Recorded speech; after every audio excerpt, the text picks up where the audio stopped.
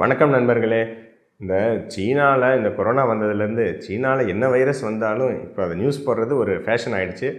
அந்த லிஸ்ட்டில் வரக்கூடிய அடுத்த வைரஸ் தான் ஹியூமன் மெட்டானியூமோ வைரஸ் அப்படின்னு சொல்லிட்டு. ஸோ இது வந்து சீனாவில் பரவிட்டுருக்கு, பயங்கரமாக தொற்று ஏற்படுத்திகிட்ருக்கு, இது பயங்கரமாக ஆபத்தா அப்படின்லாம் வந்து நியூஸ் வந்துட்டுருக்கு. அது என்ன உண்மை அப்படிங்கிறது பார்த்துருவாங்க.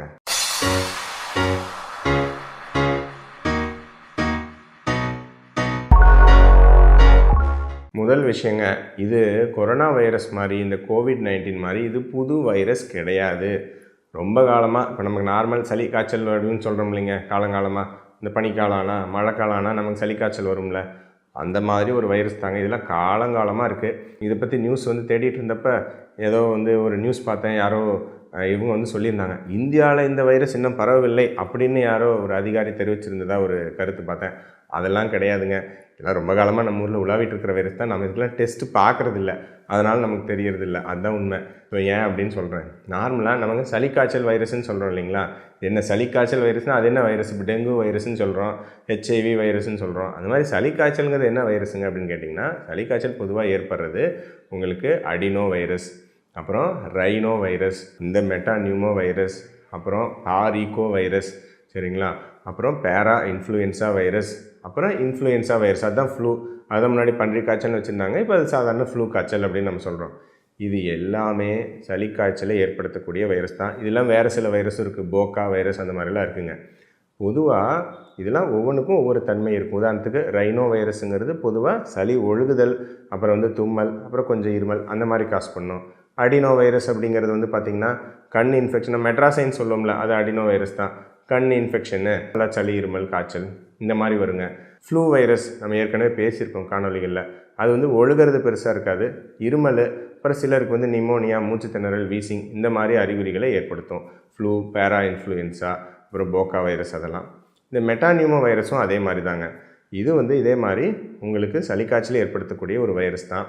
இது பொதுவாக வந்து பார்த்திங்கன்னா குழந்தைகளையும் வயதானவர்களையும் உங்களுக்கு நோய் எதிர்ப்பு சக்தி குறைபாடு உள்ளவங்களையும் கொஞ்சம் அதிகம் பாதிக்கும். பெரியவங்களுக்கும் வரும், நார்மல் 30-40 வயசு மக்களுக்கு. அது என்ன வைரஸ்லாம் நம்ம யாரும் பார்க்க மாட்டோம். சளி காய்ச்சல் 2 மாத்திரை போடுவோம், ஆவி பிடிப்போம், ஏதாவது மிளகு பால் குடிப்பாங்க, அல்லது 2 சிரப்பு குடிப்போம், சரியாக போயிடும். அந்த மாதிரியான ஒரு வைரஸ் தான். குழந்தைங்களுக்கு அது ஒரு படி மேலே போய் கொஞ்சம் நல்லா வீசிங்கு, மூச்சு திணறல் அந்த மாதிரி வரும்.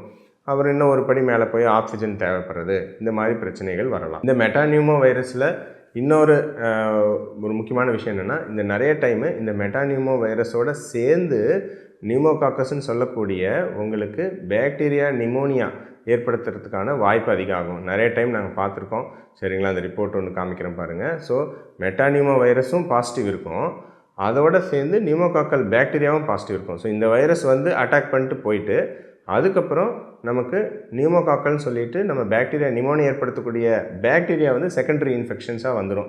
அதுக்கப்புறம் அது அப்படியே நிமோனியாவாக மாறிடும். ஸோ அதனால தான் மேபி மெட்டானியூமோ வைரஸ்ன்னு பேர் வச்சுருக்காங்களோ என்னமோ. ஸோ இந்த மாதிரி ஒரு சாதா சளி இன்ஃபெக்ஷனாக வந்துட்டு ஒரு பேக்டீரியா நிமோனியா ஏற்படுத்துறதுக்கான ஒரு அடித்தளத்தை நம்ம உடம்புல நுரையீரலில் ஏற்படுத்திடுதுங்க இந்த வைரஸு. அவ்வளோதான். மற்றபடி இதுக்கு தனி ட்ரீட்மெண்ட் ஏதாவது இருக்கா அப்படின்னா கிடையாது, சரிங்களா. இதுக்குன்னு தனியாக இப்போ எப்படி கோவிடுக்கெலாம் கூட அதுக்கு மருந்தெல்லாம் சொன்னோம்ல, ரெம்டெசிவிர் அந்த மாதிரிலாம், இதுக்கெல்லாம் அதெல்லாம் ஒன்றும் கிடையாது. சப்போர்ட்டிவ் கேர் தான். இதில் செகண்டரி பேக்டீரியல் இன்ஃபெக்ஷன்ஸ் வரதுக்கான வாய்ப்புகள் இருக்கிறதுனால கூடுதலாக உங்களுக்கு பேக்டீரியா இன்ஃபெக்ஷன்ஸ் தொற்று ஏற்படாமல் இருக்கிறதுக்கு ஆன்டிபயோட்டிக் மருந்துகள் கொஞ்சம் பரிந்துரைக்க வேண்டி இருக்கலாம். மற்றபடி இது வந்து இப்போ சளி பிடிச்சாவே இப்போ சைனாவில் வந்துருச்சு உடனே நம்ம என்ன டெஸ்ட் பண்ணி பார்க்கணுமா? கிடையாதுங்க. இந்த வைரஸ்லாம் காலங்காலமாக நம்ம ஊரில் சுற்றிட்டு தான் இருக்குது. நான் சொன்னேன் இல்லைங்களா, ஏன் தெரியறது இல்லைன்னா இதுக்கான டெஸ்ட்டு நம்ம பண்ணுறதில்ல. இதெல்லாம் பிசிஆர் டெஸ்ட்டுங்க, காஸ்ட்லி டெஸ்ட்டு, சரிங்களா. உதாரணத்துக்கு பார்த்திங்கன்னா இப்போ இந்த வைரஸ்லாம் நான் பேர்லாம் சொன்னேன்ல, இதெல்லாம் எப்படி எங்களுக்கு தெரிஞ்சிருக்குன்னா, நாங்கள் சிக் பேஷண்ட்ஸ்லாம் இருந்தால் இப்போ அவங்க ஹாஸ்பிட்டலில் வந்து வேறு ஏதாவது பெரிய வைரஸாக இருக்குமான்னு தெரியறதுக்காக பிசிஆர் பேனல் அப்படின்னு அனுப்புவோங்க. சில லேப்ஸில் பண்ணுறாங்க, கொஞ்சம் காஸ்ட்லி அது, சரிங்களா. சிக் பேஷண்ட்ஸ்க்கு அனுப்புவோம். ஸோ பார்த்திங்கன்னா ஒரு 10 வைரஸ் இருக்கக்கூடிய பேனலோட காஸ்ட் வந்து பார்த்திங்கன்னா ஒரு 5000 rupees மேலே ஆகும். இது என்ன அப்படின்னா அதில் வந்து இந்த மாதிரிலாம் பிக்கப் இருக்குது. இந்த மெட்டானியூமோ வைரஸ்னால் நானே நிறையா பேஷண்ட்டோட ரிப்போர்ட்டில் ஆல்ரெடி பார்த்துருக்கேன் பாசிட்டிவ் அப்படின்னு சொல்லிட்டு. ஆனால் இது வந்து தேவையில்லை. இது நாங்கள் வந்து ரொம்ப சிக்கான பேஷண்ட்ஸ்க்கு ரொம்ப தேவைப்பட்டு அனுப்புகிறோம். சாதா சளி இருக்கிறவங்களாம் போய் 5000 ரூபா கொடுத்து இந்த டெஸ்ட்டு பண்ணுமா? தேவையில்லை. ஏன்னா ட்ரீட்மெண்ட்டு சிம்பிள் தானே. ட்ரீட்மெண்ட்டு 100 ரூபாய் 200 ரூபாய் ட்ரீட்மெண்ட்டு தான், டெஸ்ட்டு தான் 5000, சரிங்களா. ஸோ அதனால் அறிகுறிகளை வச்சு தான் நம்ம எதுக்கு ட்ரீட் பண்ண போகிறோம். மைல்டாக இருந்தால் சிறப்பு கொடுத்து வீட்டுக்கு அனுப்ப போகிறோம், அல்லது ஒரு நெபுலைசேஷன் வைக்க போகிறோம் குழந்தைங்களுக்கு. அல்லது கொஞ்சம் அதிகமாக இருந்தால் அட்மிட் பண்ணி 1 நாள் 2 நாள் சில மருந்துகள் தேவைப்பட்ட ஆன்டிபயோட்டிக், இல்லாட்டி அது கூட தேவைப்படாது. அப்புறம் ஏதாவது மூச்சு திணறல் இருந்தால் அதுக்கான சிகிச்சை. இவ்வளோதாங்க இதுக்கு ட்ரீட்மெண்ட்டு.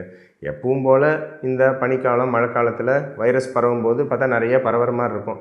அதனால் ஒரு அவுட் பிரேக்குன்னு சொல்லுவோம். இங்கேயுமே இப்போ நம்ம ஊரில் அவுட் பிரேக் தான். இப்போ பாருங்கள், நீங்கள் விசாரிங்க, எல்லாம் வீட்டில் குழந்தைங்க பெரியவங்க எல்லாருமே பார்த்திங்கன்னா உடம்பு முடியலன்னு வீட்டில் படுத்துட்டு இருக்காங்க. என்னென்னா நாம் அதை நியூஸாக போடுறதில்ல, அவங்க அதை சைனாலேருந்து வரதுனால ஒரு நியூஸ் பேப்பர்காரங்க டிவிக்காரங்க அது ஒரு நியூஸாக போடுறாங்க, அவ்வளோதான். நம்ம ஊர்லேயும் மெட்டானியூமோ வைரஸோ ஏதோ வைரஸோ எல்லாம் சேர்ந்து அவுட் பிரேக்கில் தான் இருக்குது. 2 மாதமாக ஃபுல்லாக சளி காய்ச்சல் தான் எல்லாம் ஊருக்கே இருக்குது, சரிங்களா? அதனால் இதை கண்டு அச்சப்பட வேண்டிய அவசியம் இல்லை. இது ஒரு சாதாரண வைரஸ் தான். இந்தியாவில் இதுவரை நுழையாத, இல்லை இது இருக்குது நுழைய முடியாது அப்படிங்கிற மாதிரியான வைரஸ்லாம் இல்லைங்க, சரிங்களா? ஆல்ரெடி நம்ம ஊரில் சுற்றிட்டு இருக்கிற வைரஸ் தான். அதனால் பயப்பட வேணாம். ஜஸ்ட்டு சளி காய்ச்சல் அதிகமாக இருக்குது அப்படின்னா ஜஸ்ட்டு மருத்துவர்கிட்ட ஒரு முறை போய் காமிச்சிக்குங்க. ஸோ தட் எதுவும் செகண்டரி நிமோனியாஸ் அந்த மாதிரி எதுவும் வராமல் இருக்கும். அதுக்காக நம்ம தற்காப்பு நடவடிக்கைகள் எடுத்துக்க முடியும். மற்றபடி இதை கண்டு நம்ம அச்சப்பட வேண்டிய அவசியம் இல்லை.